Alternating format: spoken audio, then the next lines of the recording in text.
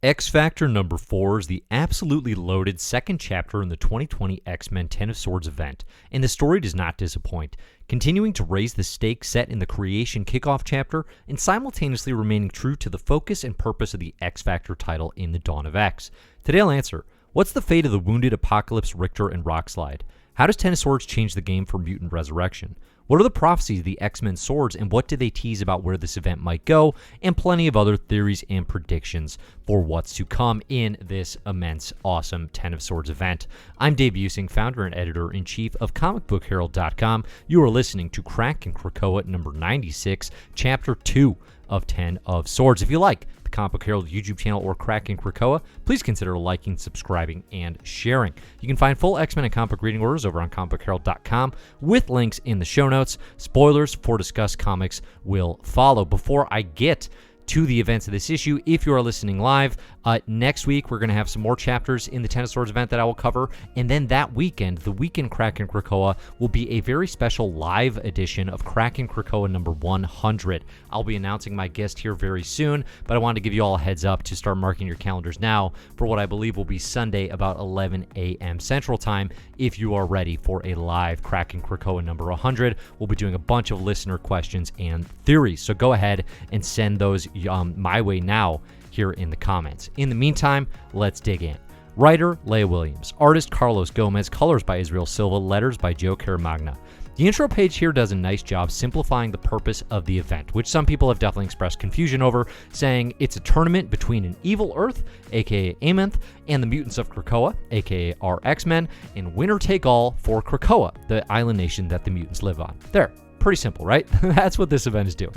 In case there was any doubt about the relevance of particular titles, X Factor number 4 picks up immediately in the aftermath of Creation, which was chapter 1, with Siren leading an infected Rictor back to Krakoa with a very cool visual call for help. Great work here by the creative team, getting that help in the background as Siren screams it out to all of Krakoa. Now, calling out here as well, each issue is a chapter in this event. 10 of Swords is not set up to function like most Marvel events, where tie-in crossovers can have a varying weight of relevance, right? You can pick up and choose your spots in a lot of Marvel events, for example, Empire that just ended. In 10 of Swords, X Factor number 4 is chapter number 2. It continues the story very directly. Apocalypse and Rictor are mortally wounded, coming back from their battle in Creation, and they're taken to the healing gardens of Krakoa, where longtime Morlock healer can lend them his gifts. Apocalypse, though, is flippin' furious that Rictor and also Healer are accepting of death, knowing that mutant resurrection is an option. Both of them express viewpoints that are like, what's the point of fighting this? He's just going to get resurrected. And Apocalypse straight up kills or starts trying to kill Healer for helping Apocalypse over Rictor. Now, this definitely works in the sense that this has been Apocalypse's attitude throughout his life, but also specifically in like X-Men number 7 in the Dawn of X, where he establishes Mutant Crucible, right? Where the whole thing about decimated mutants who have lost their powers is they have to come and fight him. They have to prove that they want to live, that they are willing to fight for their mutant heritage. This is absolutely essential to what Apocalypse views as them staying strong as a nation. I think the other piece of this, though, is there's an extremely intimate connection between Rictor and Apocalypse. It's been building in the pages of Excalibur, but X Factor number 4 is the absolute most intimate I've seen it, where these characters are almost romantically intertwined in a way that, frankly, I have not been expecting, right? There's a bond there, perhaps paternal on Apocalypse's side. Given their status as casualties of war, Professor X speed orders resurrections of Rockslide, who comes back deceased, and Rictor, who does succumb to his injuries. Under Professor X's orders, the 5 do this much faster than usual, which feels like our first ingredient in a recipe for disaster. I'll mention here too that Polaris is the POV character throughout X Factor number 4, which makes sense given her presence on Otherworld during the initial trap laid by the Summoner and Apocalypse's children / First Horseman, and her role as part of X Factor investigations. Also, it just occurred to me that I'm going to start calling my children horsemen so that I can call them my children / horsemen. Polaris also is carrying around the prophecies of the needed swords, courtesy of Saturnine, and blames herself for Rockslide's condition because she could have used her powers to help him during the battle. Gotta call out up front here, if you want to understand all the swords and the riddles in this event, and I'll talk a little bit about the riddles at the end of things, please check out my All the Swords Histories video, where I did a video just this week where I went through every single sword that the X-Men and mutant kind is going to be using in the 10 of Swords events, and I went through all of their histories, right? It's extremely detailed, and I'm pretty proud of it. So check that one out. I'll put a link here in the show notes. Also, just shouts and immense credit to Leah Williams, the writer, for maintaining her character study of Polaris throughout the absolute weight of the events in this comic. There's so much going on, and yet we still get a lot of Polaris character development. So I had to go back and look up the original Resurrection protocols from House of X and Powers of 10, given how much Resurrection and the 5 play into this issue, which is something that remains extremely interesting. Now, I will mention in the initial data pages explaining Resurrection, mutant resurrection is supposed to take around 48 hours, okay? And it says it takes, 30 to 42 hours to mature the egg to its desired maturation. Here, Professor X is basically like, hey, 5, give me this in 10 minutes. As far as, your boss giving you reasonable timelines, it is not the most reasonable. That said, there is a note here in the data page saying it's expected that should force conventions become necessary, aka, if we're in a war, this extra special mandate would supersede normal resurrection protocols, which clearly is what is happening here, but they are not given the time they normally have. So the resurrection of Rictor goes smoothly enough, so it seems, but Rockslide, he comes back just wrong. Absolute chaos and panic ensues for the 5 and for everyone involved. Credit again to the creative team for selling the pandemonium that follows this completely unprecedented failure in Resurrection. Now, we've seen failures in Resurrection before, like with Cape Pride, but those are kind of casual. They're kind of almost mundane. They're disappointing, but like nothing explodes, right? Whereas here, the 5 all collapse. Professor X gets this huge surge of feedback, right? There's a lot going wrong, and it's actually impacting everyone physically. Rockslide comes back as a Trojan horse and sabotages the Cerebro helmets, seemingly all of them, and the 5. So again, the 5 lose their connection to each other, and they then have to sabotage all eggs for Resurrection in order to stamp out the problem. And again, like a really sudden, I don't even know if it's rash action, but like very, very, it's a big one, taking out all the eggs for Resurrection. So in short, Resurrection as we know it is thrown into total disarray, creating a major disadvantage for the entire Krakoan nation state and casting major doubt onto the longevity and potential of the entire enterprise. Resurrection has been taken as a given throughout the Dawn of X to date, but as Storm showed recently in Giant-Sized X-Men, the Storm issue and Apocalypse has been hammering, all the time, relying on Resurrection as a crutch will inevitably bite mutant kind, right? So there are individuals in the nation who are definitely like, hey, we're not just always going to come back. We can't just rely on that. But I think even as readers, a lot of times they're like, well, what do we care if a character dies, right? They're just going to get resurrected. There's another ethical dilemma here, too, with Rockslide, resurrected as he is. As Hope Summer says at one point, I'm not ready to have the how do we get rid of failed resurrections conversations, which is really interesting as well. I've been predicting Resurrection would get hamstrung in this event, and clearly it has, as this is a fast way to increase the stakes, because seemingly now there is a final death option for mutant kind and the drama of the overall Ten of Swords event. So we get a couple confidential reports from the 5 to the Council about what the heck actually happened with Rockslide, as Krakoa attempts to quickly adapt to a pillar of their civilization gone so horribly wrong. Again, as Hope says earlier, I don't want to talk about getting rid of failed resurrections, and that's not quite what they decide here, but it is something the Council has to address.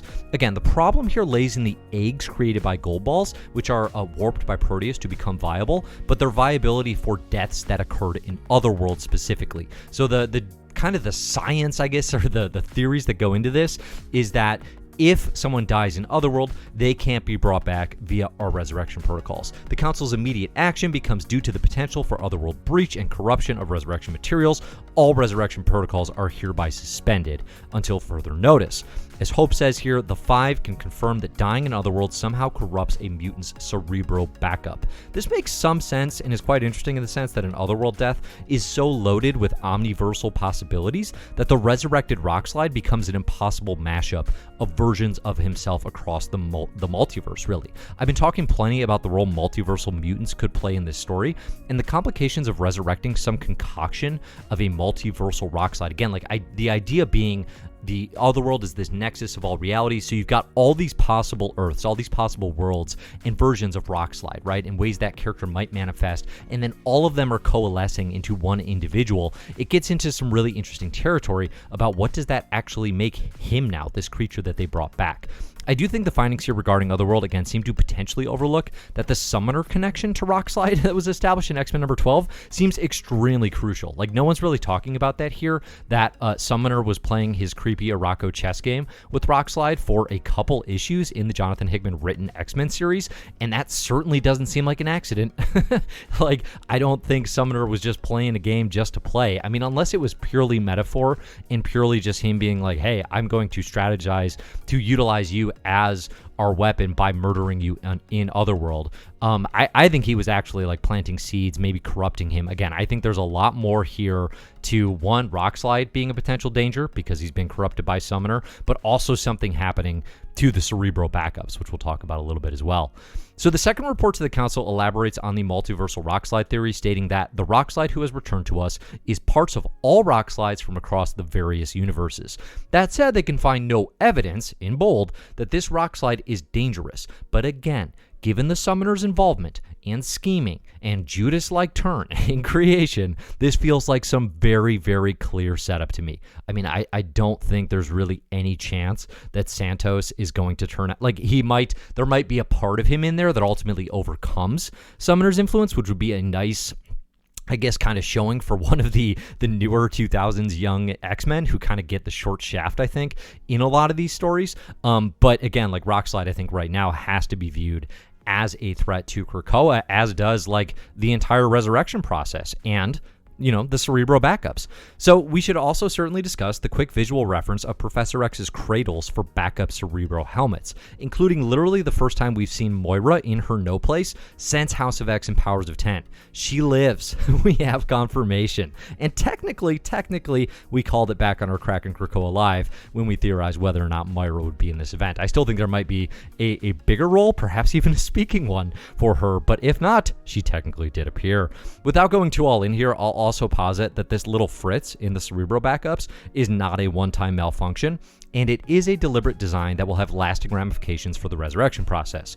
Keep in mind that hacking the cradles is actually way more dangerous than messing with the Five's resurrection, because unknown changes or implants to the essence of who mutants are would mean the Five and Charlie could bring back untold amounts of sleeper agents or mutants working for Amenth. Like, that's a huge problem. Pause here for a moment too and consider how this raises the stakes, not just for Ten of Swords, but for the Dawn of X. Taking resurrection away after making it this utopian solution to mutant persecution and death is so much harder now that you've had it for this period of time. Remember, resurrection is a creative decision that deliberately works against the revolving door of increasingly cynical death and rebirth in mainstream superhero comics.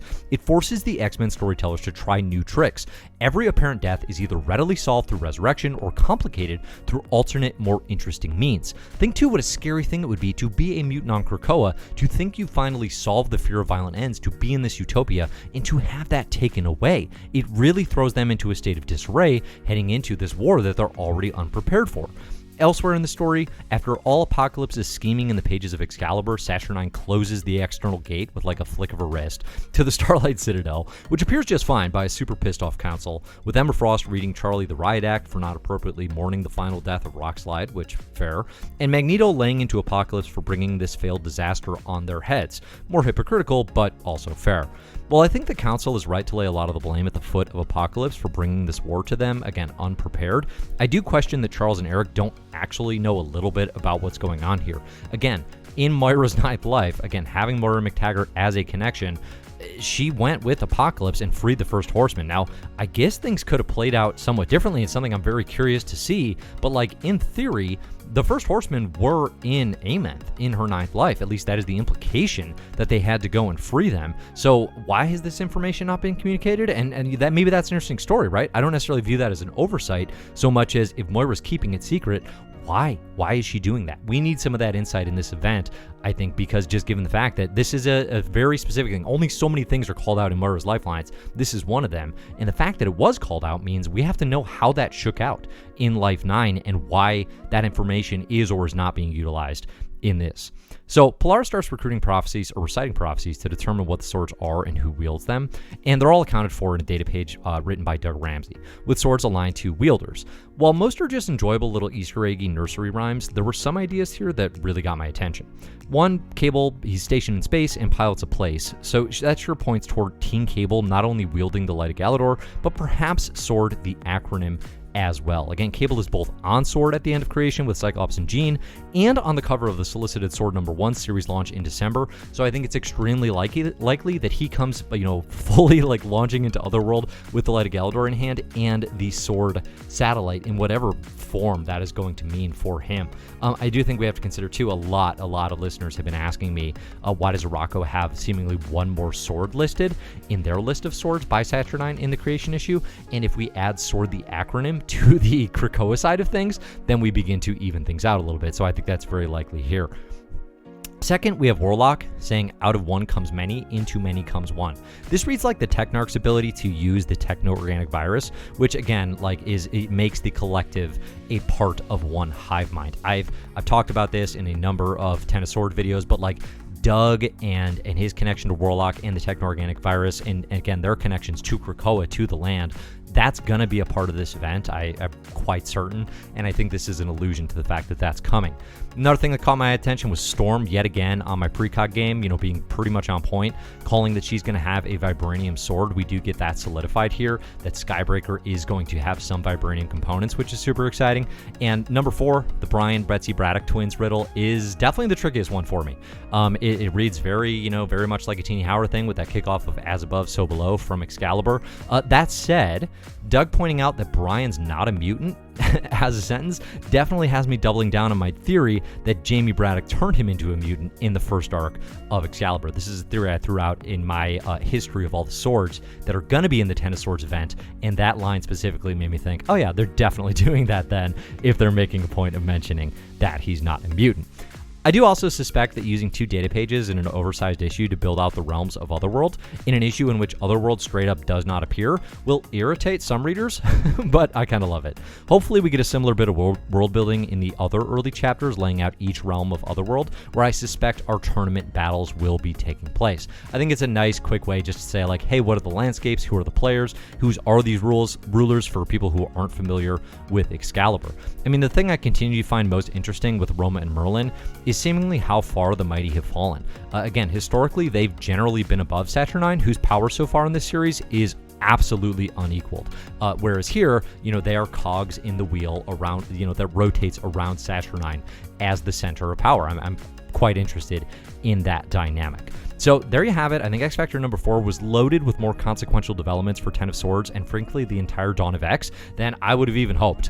This was a very, very engaging issue. It's extremely important, and it sets up, again, what is looking to be a very, very good start to the Ten of Swords event. So next time the Krakoan reads Muramasa, which is reference to what's coming in, I think it's going to be Wolverine number 6, is chapter 3, the tie-in issue there, where Wolverine will be seeking out the Muramasa blade, and we'll get our first journey of characters finding their swords. So I'm guessing, the first half of the event here is going to be everyone gathering their swords, preparing for this tournament. Then we'll hit the stasis middle chapter, and then I think the denouement on through the conclusion to destruction will be the actual sword fight. So let me know what y'all thought of X Factor number 4. Let me know in the comments, theories, thoughts on this comic, thoughts on this event so far. I want to hear them all. Again, too, if you just have major questions that aren't even that specific to Ten of Swords, maybe broader in the Dawn of X or the Krakoa era of Hickman's X-Men, throw those in the comments as well, and we can consider them for that upcoming Krakin Krakoa number 100 I mentioned coming up on October 11th, which is a Sunday around